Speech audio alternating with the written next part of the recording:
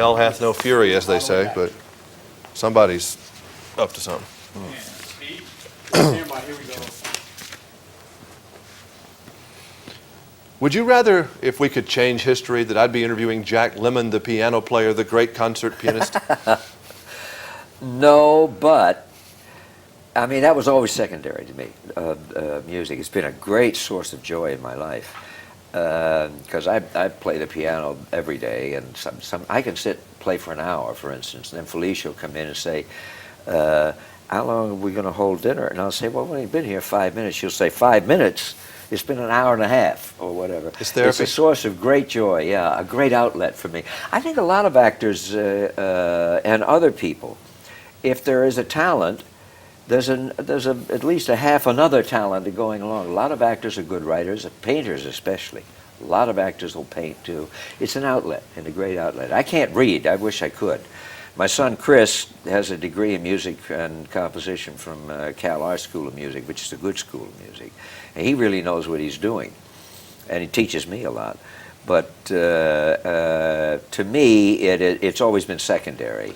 Clint Eastwood used to play for beers at the Omar Club up in Oakland. Did you ever do that? Yeah, sure. I played at a joint called the Old Nick Music Hall on, what was it, 2nd or 3rd? 2nd Avenue in New York, way back in the 40s when I first started. And some weeks we didn't get paid because there wouldn't be enough people in there to give us anything. Sometimes you get maybe $5. We'd split whatever was left on Saturday night. But you got a piece of chicken and some French fries every night. That was the big weenie. That's what counts. Got a meal. How about the theater versus film? What would be your choice if you could say, if you could afford to do it, and that gets the most gratification? Sure, it's the most gratifying. Obviously, I love film, and I have concentrated more on film, but I always, every couple of years, I do a play somewhere or other. I think it's good for you, first of all, the regimen of it, the use of your entire body, the fact that you have to be in really top shape emotionally and physically just for that 2.5 to 3 hours, as opposed to a full day of shooting, because that's it, man. That curtain goes up, and boom, it's opening night for that audience. You know, whether you've been doing it for a year, like I did with Tribute, for instance, before we did the film, or not. And the regimen of it, the feedback of a real audience, everything, using your entire body. There's no close-ups, etc. Were you a serious young boy, or were you a class clown kind of guy? I think I was serious underneath, but I think I was a class clown. I've read something here. I think it must be hilarious. You did impressions of famous people snoring? Yeah, I don't know why, but I did. I don't see how that would work. Snores. I can't do them now. I had about 15 different snores. I'd do them between classes at school. And they'd say, okay, well, come back with another one tomorrow. Now I'd go crazy. Now I'm not doing homework or anything. I'm trying to come up with some other snore. I had the freight trains with long, slow ones until I'd almost black out before I'd stop the snore, and the fast ones that would wake you up or whatever. And people crawling, having ants crawling all over their body? That's another thing you did? What was that? It said, and another Lemmon pretended to have ants crawling all over his body. I probably did. I've forgotten that one, but I wouldn't put it past me. You know what it was? I found a way to be accepted. Yeah, it was just a matter of way to fit in. Yeah.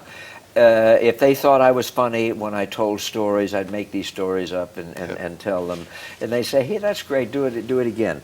It was not talent will out at all. I don't think at all. I think it was purely and simply I found a way to be accepted by my peers. And I kept it up. And then I fell in love with acting.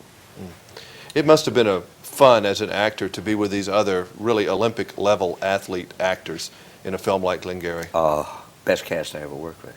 And that's quite a statement in flat yourself, out. That's a rather rash statement with some of the people I've worked with, but it is true. It's the best all-round cast I have ever worked with. I just cannot imagine, now that it's all over and done with, and I've seen the film several times, I can't see any other actor in the world in any of the other parts. That's my feeling. You know, I wouldn't want to do it with anybody else. It's quite, it's quite a performance, and I'm sure it'll be recognized as such because it's just great for the audience. Thank you. How do you want to be remembered when it's all over with, and what do you want them to say about Jack Lemmon? Well, hopefully that he was an actor that could be remembered. um, my main concern, as it is probably with most people, is not awards or this and that. It's the body of the work. That when people think of it, they won't think specifically of a Some Like It Hot or a Glengarry alone, you know, or one or two films, but that there was a body of work of both comedic and drama that was of worth, you know. And some of the films, fortunately, and not due to me, because primarily it would be due to the writer, but that I was part of what successfully made people think.